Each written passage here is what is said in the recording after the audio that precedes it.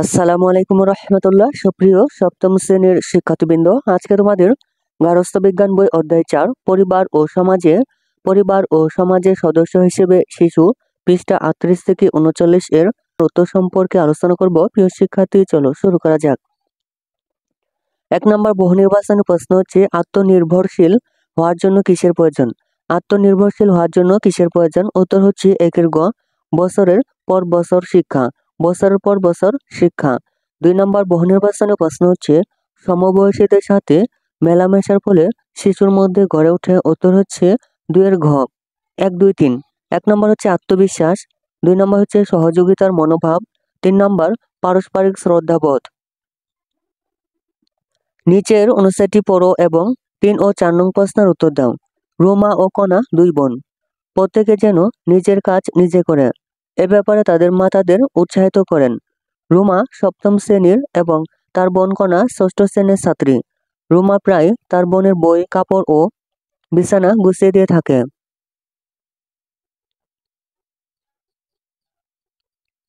পৃষ্ঠা 39। 3 নং বহু নির্বাচনী প্রশ্ন হচ্ছে, রোমার মাঝে কোন ধরনের মনোভাব লক্ষ্য করা যায়? উত্তর হচ্ছে 3 এর ক। উত্তর হচ্ছে 3 এর ক, সহযোগিতার মনোভাব রোমার মধ্যে লক্ষ্য করা যায়। 4 নম্বর বহু নির্বাচনী প্রশ্ন হচ্ছে, রোমার আচরণ কণাকে পরবর্তী সময়ে করে তুলবে। উত্তর হচ্ছে 4 এর খ, 1, 3। 1 নম্বর হচ্ছে কর্মে অনাগ্রহী, 3 নম্বর হচ্ছে অন্যের প্রতি সহমর্মী। সৃজনশীল 1, কর্মব্যস্ত স্বামী ও 2 সন্তান, সুমন ও সুমনাকে নিয়ে রেবেকার সংসার। রেবেকা সন্তানদের সাথে বন্ধুর মতো ভাব বিনিময় করেন।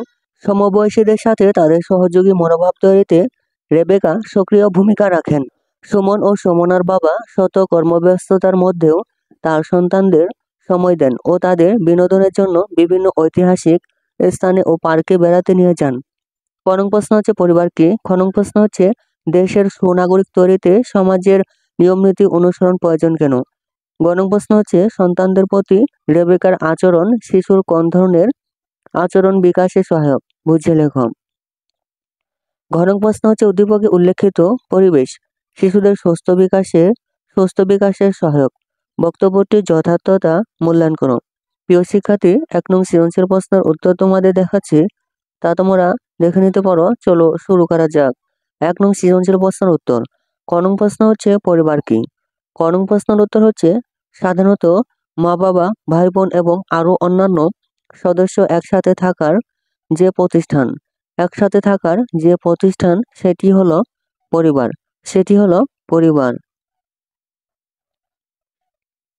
খ নং প্রশ্ন হচ্ছে, দেশের সুনাগরিক তৈরিতে সমাজের নিয়মনীতি অনুসরণ প্রয়োজন কেন? খ নং প্রশ্নের উত্তর হচ্ছে, প্রত্যেক সমাজের কিছু নিয়মনীতি থাকে। পরিবার সমাজের এসব নিয়মনীতি অনুযায়ী শিশুকে আচরণ করতে শেখায়। সবার সঙ্গে ভালো ব্যবহার, নিয়ম শৃঙ্খলা মেনে চলা, সহযোগিতা করা ইত্যাদি আচরণ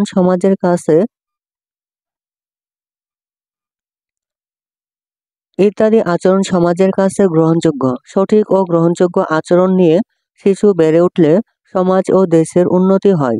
তাই দেশের সুনাগরিক হিসেবে গড়ে ওঠার জন্য সমাজের নিয়মনীতি অনুসরণ করা প্রয়োজন।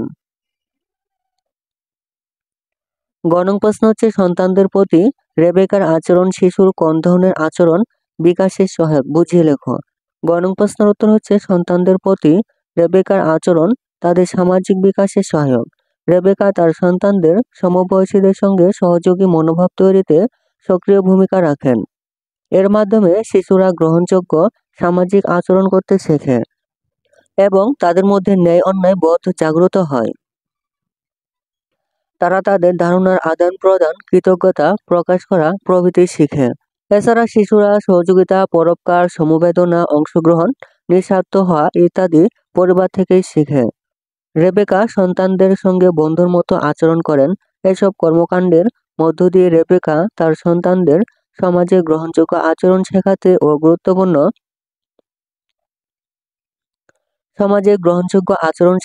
ও গুরুত্বপূর্ণ সদস্য হিসেবে গড়ে তুলতে সহায়তা করছেন। ঘ নং প্রশ্ন হচ্ছে, উদ্দীপকে উল্লেখিত পরিবেশ শিশুদের সুস্থ বিকাশের সহায়ক। বক্তব্যটির যথার্থতা মূল্যায়ন করো। ঘ নং প্রশ্নের উত্তর হচ্ছে উদ্দীপকে উল্লেখিত পরিবেশ শিশুদের সুষ্ঠু বিকাশে সহায়ক।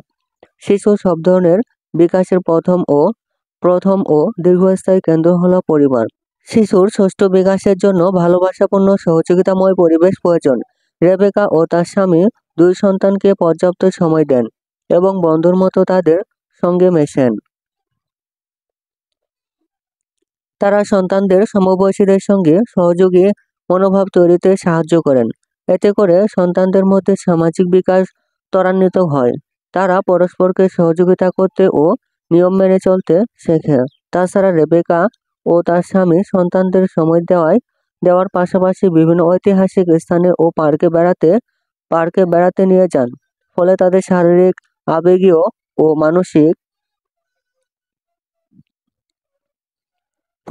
শারীরিক, আবেগীয় ও মানসিক বিকাশ হয়। দর্শনীয় স্থানে গিয়ে তারা অনেক কিছু শিখতে পারে। এতে তাদের মনোযোগ ও স্মরণশক্তি বৃদ্ধি পায়। আনন্দ উল্লাসের মধ্য দিয়ে তারা কিছু সময় কাটাতে পারে। তাছাড়া দৌড়ঝাঁপ, ঘোরাঘুরির ফলে তাদের শরীর ও মন দুটি ভালো থাকে। তাই বলা যায় সুমন ও সুমনার পারিবারিক পরিবেশ তাদের সুস্থ বিকাশের সহায়ক।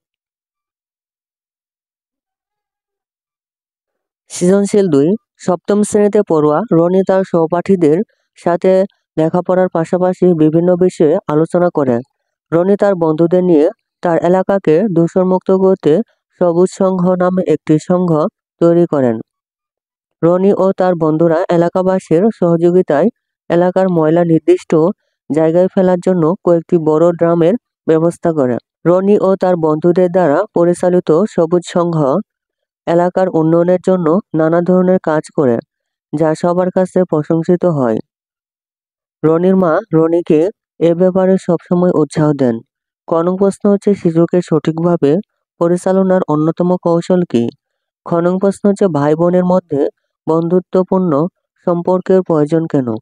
গ নং প্রশ্ন হচ্ছে উদ্দীপকে উল্লেখিত কাজের মাধ্যমে রনির চরিত্রের কোন গুণটি বিকশিত হয়েছে ব্যাখ্যা করো।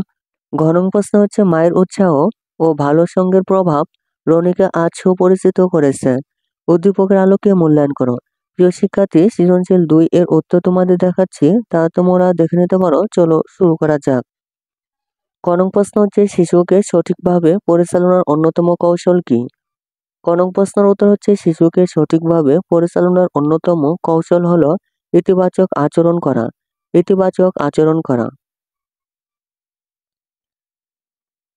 খ নং প্রশ্ন হচ্ছে ভাই বোনের মধ্যে বন্ধুত্বপূর্ণ সম্পর্কের প্রয়োজন কেন? খ নং প্রশ্নের উত্তর হচ্ছে ভাই বোনের মধ্যে বন্ধুত্বপূর্ণ সম্পর্কের মাধ্যমে একজন অপরজনকে সঙ্গ দিতে পারে, পরস্পরের মধ্যে ভাগাভাগি করতে শেখে এবং যে কোনো সমস্যার কথা খোলামেলা আলোচনা করতে পারে। এভাবে যে কোনো কঠিন পরিস্থিতির সঙ্গে সহজেই খাপ খাওয়ানোর ক্ষমতা অর্জিত হয়। তাই ভাই বোনের মধ্যে বন্ধুত্বপূর্ণ সম্পর্কের প্রয়োজন। গ নং প্রশ্ন হচ্ছে উদ্দীপকে উল্লেখিত কাজের মাধ্যমে রনির চরিত্রের কোন গুণটি বিকশিত হয়েছে ব্যাখ্যা করো।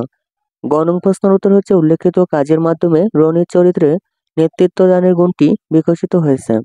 সে তার বন্ধুদের নিয়ে এলাকাকে দূষণমুক্ত করতে চায় এবং এজন্য তারা একটি সংঘ গঠন করে। রনি ও তার বন্ধুরা এলাকাবাসীর সহায়তায় একটি নির্দিষ্ট স্থানে ময়লা ফেলতে শুরু করে।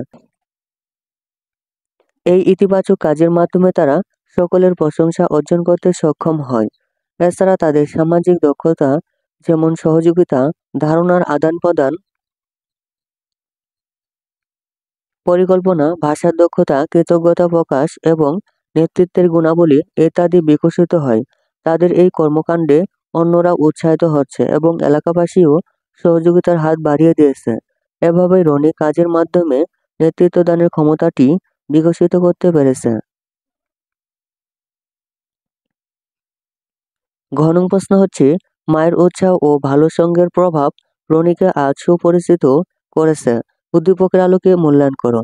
ঘ নং প্রশ্নের উত্তর হচ্ছে শিশুর ষষ্ঠ বিকাশে উন্নত পারিবারিক পরিবেশ এবং ভালো বন্ধুদের সঙ্গ অত্যন্ত গুরুত্বপূর্ণ। যদি শিশু বাবা মায়ের উৎসাহ এবং ভালো বন্ধুদের সান্নিধ্য পায় তাহলে তার মধ্যে ইতিবাচক গুণাবলী বিকশিত হয়। ফলে সে ভালো কাজে উৎসাহিত হয়। সমবয়সীদের সঙ্গে মেলামেশার মাধ্যমে শিশু গ্রহণযোগ্য সামাজিক আচরণ রপ্ত করে। মা বাবা এবং ভাই বোনের সঙ্গে ঘনিষ্ঠ সম্পর্ক শিশুকে সামাজিক আচরণ শিখতে সহায়তা করে। রনি সপ্তম শ্রেণীর ছাত্র। সে লেখাপড়ার পাশাপাশি বন্ধুদের সঙ্গে নানা বিষয়ে আলোচনা করে। সে তার এলাকাকে দূষণমুক্ত করতে চায়। এজন্য সে বন্ধুদের নিয়ে সবুজ সংঘ নামে একটি সংগঠন গঠন করে। এলাকাবাসীর সহায়তায় সবাই নির্দিষ্ট স্থানে ময়লা ফেলে। এই কাজে রনির মা সবসময় তাকে উৎসাহ দেন। তাই বলা যায়, মায়ের উৎসাহ ও ভালো বন্ধুদের প্রভাবেই রনি আজ সবার কাছে প্রশংসিত হয়েছে। প্রিয় শিক্ষার্থী, অন্যান্য সকল বইয়ের উত্তর পেতে চ্যানেলটি এখনই সাবস্ক্রাইব করে রাখতে পারো। ধন্যবাদ।